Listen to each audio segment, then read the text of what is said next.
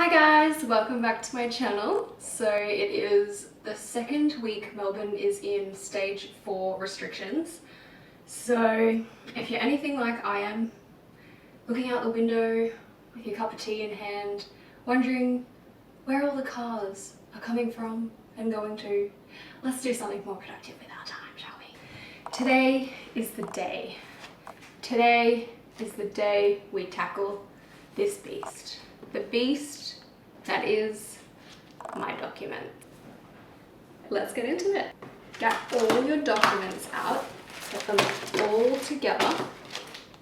Now, what you're gonna need for this organization is, firstly, a folder. So there's a few different types you can get. There is an insert binder, which has sort of like a plastic sleeve over the front and also the spine. I'm not sure about the back, but so you can stick like a piece of paper in there if you wanted to like customize the front or whatnot.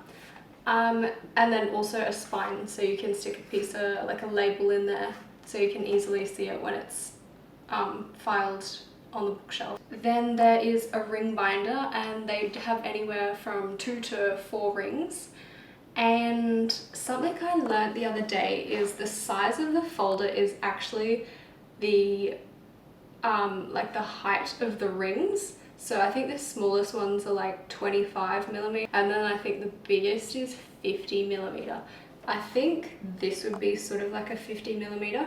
So this one is a lever's arch file, so it has this little mechanism here, and also this little thing to like keep your documents all squished down. So I really just chose this one because this is what I had, and also at a minimum I wanted something that I could easily see what it is from the spine. So what I've done is I've just gone ahead and measured the size of this little pocket, and with some spare cardboard I've gone ahead and made a little label. We're gonna feed that in there. So we've got our folder. The second thing you'll need is a bunch of plastic sleeves. Thirdly, tab dividers. So there's 2 different sorts you can get. Most of the ones on the market are just the standard width ones. By the time you put a document in front of them, then you won't be able to see them. You're only going to be able to see them when you get to that actual page. So for that reason, I prefer using these ones, which I've already set up. So they're called extra wide tab dividers. And the only bad thing about them, I guess, is they do stick out from the plastic sleeves. So they're a bit more prone to getting a bit battered. So just to get around that, what I've gone ahead and done is reinforce them with just some cardboard. So these are a 10 pack. I found that works quite well for me. You might need twice as many, you might need only 5 or whatnot, so whatever works for you. The next thing I would recommend, document wallets.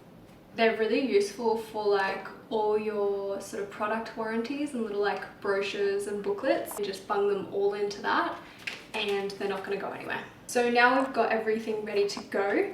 We're going to start. We're going to put every single document into a separate plastic sleeve. So obviously if one document has multiple pages, then just keep them all together in the one plastic sleeve. But yeah, for every different type of document, put it in a separate plastic sleeve, just so when you're flicking through this folder, you can easily see everything like straight off the bat. There's nothing hidden behind anything or anything like that.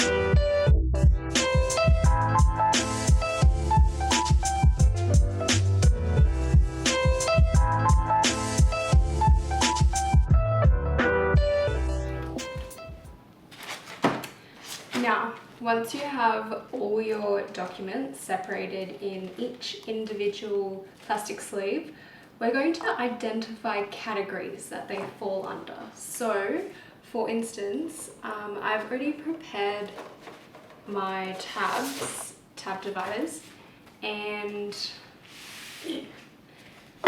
I've got tabs of medical, finance, pets, education, license, identity, government documents, residential and work, products/warranties, and of course a miscellaneous tab, because just for those documents that don't really belong in any other section.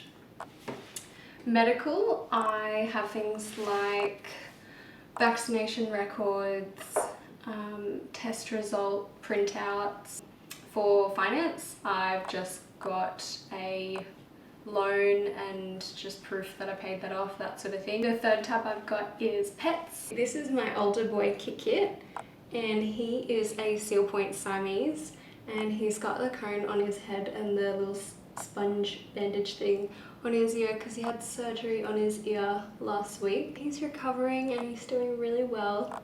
He's just a bit frustrated about the cone, but we'll get there. And this little fella is Kikashi. He's almost 2. Yeah, he's 1 and a bit.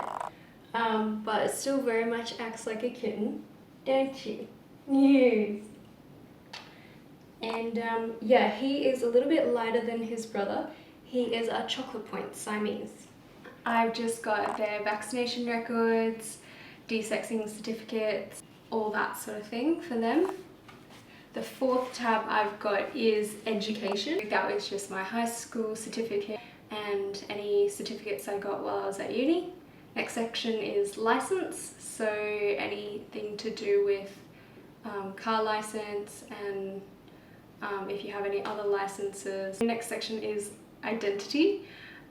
So that's just like ID documents like birth certificate. The next tab is government documents, confirmation I'm on the electoral roll, tax file number, business registration documents, pretty much any sort of document the government issues. The next I've got is residential and work, general tenancy agreement or your lease. Just the current one. I keep all older versions saved electronically, and then also a copy of my work contract. Second to last tab I've got is products and warranties. Now this is the section that is really useful to have a plastic document wallet. They're just going to be kept all together, readily available in one place.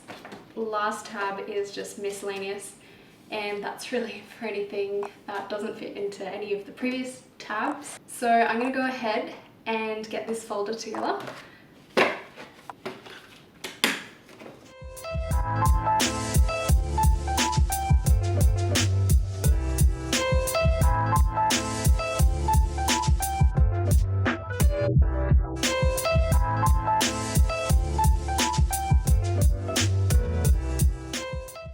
There we have it, our finished folder. Everything is organized and there's still space in there for more. You can easily see what it is, and we can see all the documents that are within it from the little tab dividers. So hopefully you feel a little bit more organized with your documents, and I think this is a nice activity to sort of do some life admin and feel a bit more productive in a time where the world just feels like chaos at the moment. So hopefully this helps you keep sane in your isolation. Stay tuned for more isolation activities. Also, if you liked this video, be sure to give it a thumbs up and subscribe to see more content. Alrighty, thanks guys, bye!